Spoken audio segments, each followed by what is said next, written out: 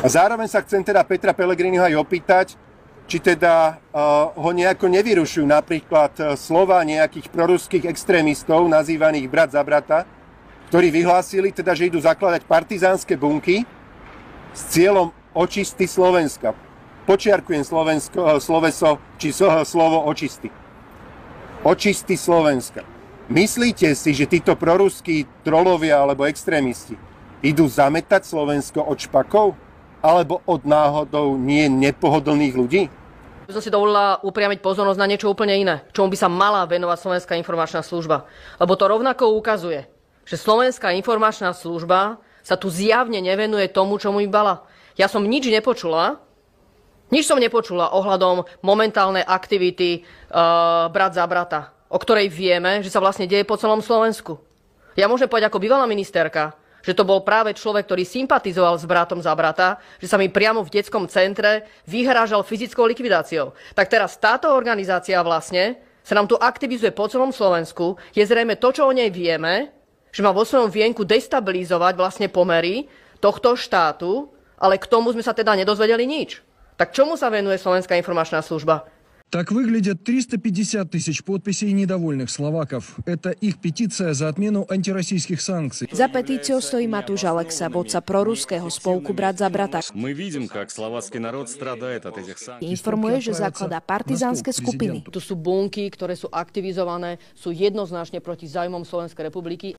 Ruskem podporovaná paramilitární skupina Brat za brata, která se profiluje jako motocyklový gang, začala vyzývat k vytvoření novodobého partizánského hnutí a budování buněk na očistu Slovenska. Skupina se prezentuje jako organizátor vzpomínkových akcí na účast Sovětského svazu v boji proti nacistickému Německu během druhé světové války, přičemž aktivně podporuje ruský fašismus a jeho expanzivní politiku. Členové skupiny se podílejí na destabilizačních aktivitách, šíří proruskou propagandu, účastní se akcí podporujících ruský režim a vyzývají k budování paralelních ozbrojených struktur, přičemž úzce spolupracují s ruskými institucemi. Tato kolaborantská činnost zpochybňuje právní stát a představuje vážné bezpečnostní riziko ohrožující stabilitu nejen na Slovensku.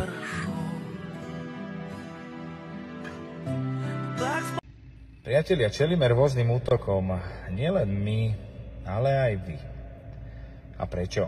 Z jednoduchého dôvodu, že sme im trňom v oku, lebo nikdy sme neprezliekali kabáty a stále sme rozprávali to, čo sme mali na srdci a to, čo je pre nás všetkých správne. Že všetci sa chceme postaviť za to naše krásne Slovensko a za tú našu krásnu zem. Nikdy sme neprezliekali kabáty a ani prezliekať ich nebudeme. Niektorí píšu, že mali by sme ísť do politiky a robiť s tým poriadok. Ale u nás sú striktne pravidla dané, že ten, ktorý chce ísť do politiky, bohužiaľ, nemôže byť členom našej organizácie. Nehovorím, že skončil v našej rodine, ale nemôže si obliekať tie naše farby a zastupovať našu organizáciu, lebo naša organizácia je apolitická. Nikdy sa nestane politickou stranou. To som vám dal sľub a dali sme vám sľub všetci. A tak to aj bude.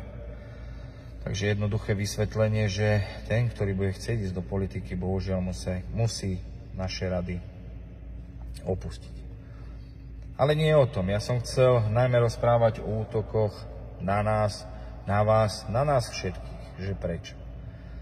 No jednoducho preto, lebo sa nás boja. Boja sa pravdy, a boja sa toho, čo nám tu predkovia zanechali. A to je úcta, rešpekt, pokora, česť a láska k svojej zemi. Boja sa toho, čo nám je srdcu blízke. Áno, oni majú peniaze, ale my máme našu zem a našich predkov. Takže naša cesta je len jedna a to je víťazná. To si zapamätajte. Nikdy od nás sa nedočkáte zrady alebo to, že prezličieme kabát. Ale čo od vás najviac potrebuje? Aj vy čo potrebujete? Je tak, ako my potrebujeme vašu podporu a vy potrebujete našu. A tu máte. Takže hrdo so stýčenou hlavou budeme ďalej čeliť útokom a verte, že pravda zvíťazí. Týmto videom vám ukážeme našu predstavu, ako má vyzerať pomoc Slovákom, Slovenkám a ľuďom, slovenskému národu. A týmto videom aj ukážeme to, kto je klamár a zlý človek a chce len ubližovať. Takže poďme na to ukázať, čo máme na pomoc pre slovenský národ a ľud. Takže v rámci pomoci tu máme podľa Saskárov protilietadlové makaróny, nejakú múku, toaletný papier, strašne veľa, potom tu máme prací gel, to bude asi aj s tým azuritkom, ktorý vyskočí a bude hryzť ľudí, tá agresivita vojenská, to čo spomínali Saskári, potom tu máme niťovky, cestovinky, agresívne kolienka, alebo jaké vybušné kolienka podľa Saskárov. To je všetko tá partizánska pomoc, o ktorej my rozprávame, že je tu pre ľudí. Taktiež potom tu máme aj niečo pre detičky. Hej, slaninové čipsy, paprikové a tak ďalej. Sladké croissanty, vifonky, môžete sa pozrieť. A toto všetko tvrdia Saskári a ďalší, že toto je nejaká výzbroj.